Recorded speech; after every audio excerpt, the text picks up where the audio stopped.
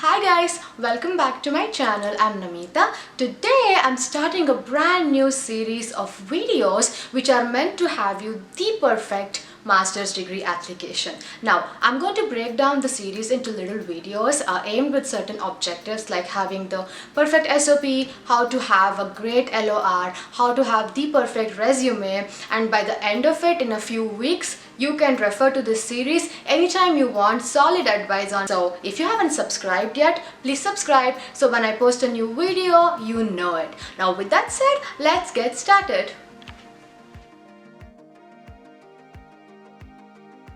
In my opinion, the most important factor when you start your master's degree application is the timeline. It's how much time you're giving yourself to prepare. It does not matter for what major you're preparing for. As long as you give yourself enough time, you will be able to craft a beautiful master's application. Now for me personally, I gave myself about a year and 4 to 6 months for the whole process. I decided I wanted to do masters in January of 2016. I started going to GRE classes in April because I needed time to figure out if I wanted GRE classes or where I should be going to start my GRE coaching. And I wrote my GRE exam in September. Yeah, in September, and then I wrote my TOEFL in October, and I got my first admit from SUNY Buffalo in December, and my Texas A&M admit came in January. I got my I-20 in March. I applied for my visa interview in May, and then I got my visa in June, and I flew from India on August 10th of 2017. Now, if you are a little short on time, say if you want to be here for fall, that's August of say August 2021, and if you want to start even in August of 2020, which is literally this month, like I don't even know where's the time gone. I feel like it's March. Emotionally I'm still in March, but the calendar says it's August. It's a very weird time to be alive. Well, so you can still give yourself lesser time than what I gave myself, but I think if you give yourself any lesser than a year and 2 months or so, you might have to miss out on applying to universities before the priority deadline.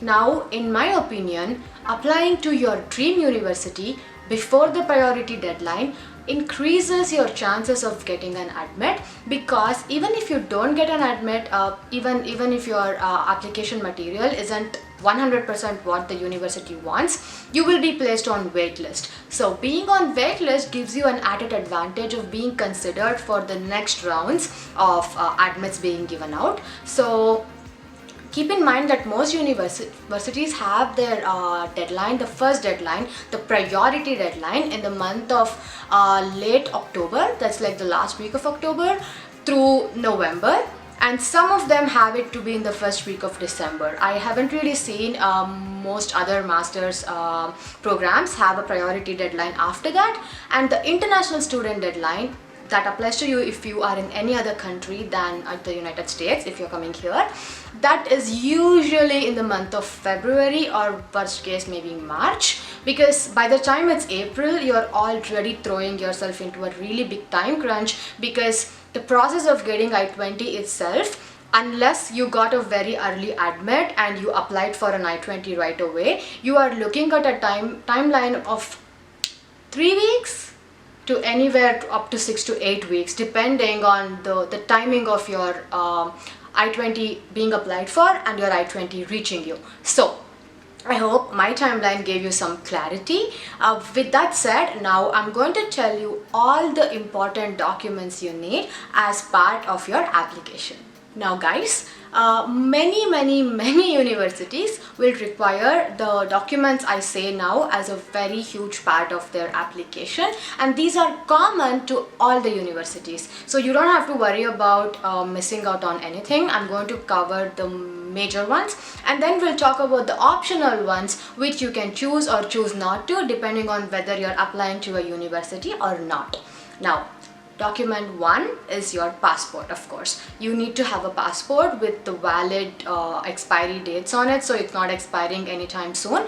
And the second document you want is your GRE scores. GRE scores get sent directly from ETS.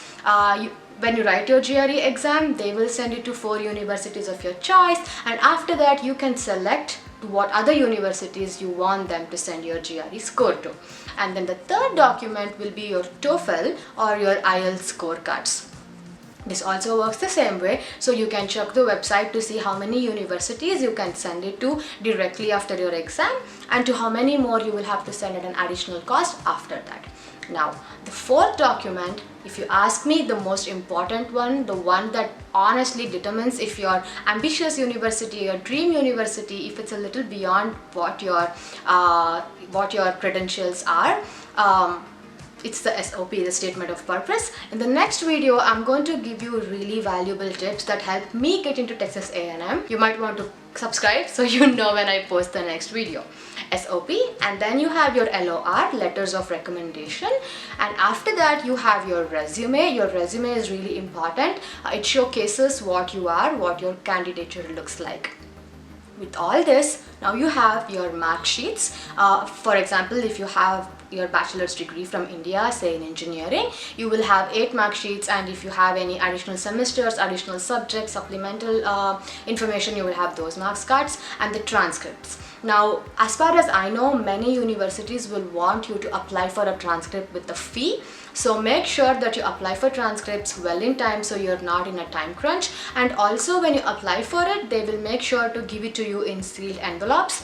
And also one other thing which I have learned from my dad is this: anytime I'm getting documents, mostly marks sheets, marks cards from my universities or schools, when I was a kid, my dad had this habit where he would take photocopies of those original marks cards and he would get them attested by a gazetted officer. I am not sure if I ever used those photocopies anywhere, but it gave me that comfort that if I were to ever lose any of the originals, I would still have an acceptable photocopy.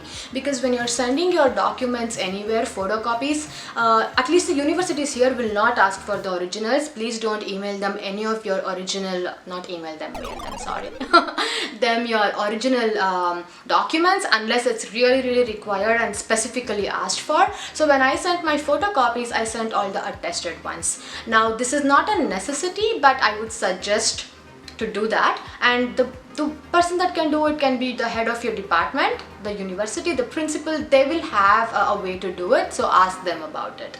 And then we covered transcripts, we covered marks cards.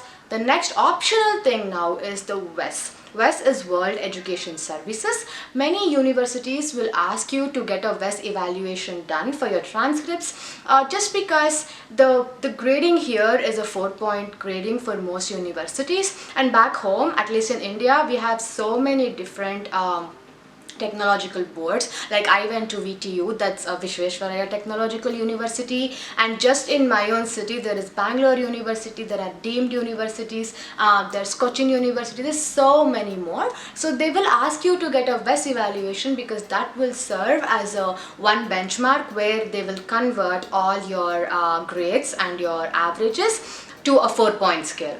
Now, there are some grade point calculators available online, but I suggest if your university is asking for it, definitely get WES done. WES sends the reports directly to your university. You will get a copy of it, but your university receives it directly from WES.